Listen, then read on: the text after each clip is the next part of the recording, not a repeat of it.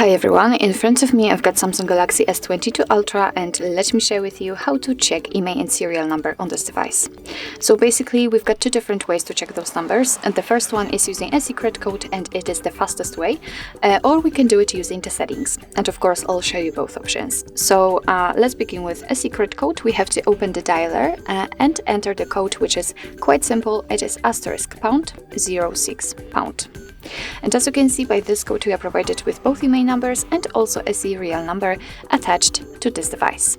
So let me tap on OK, and let me show you another way to check this number, and those numbers actually.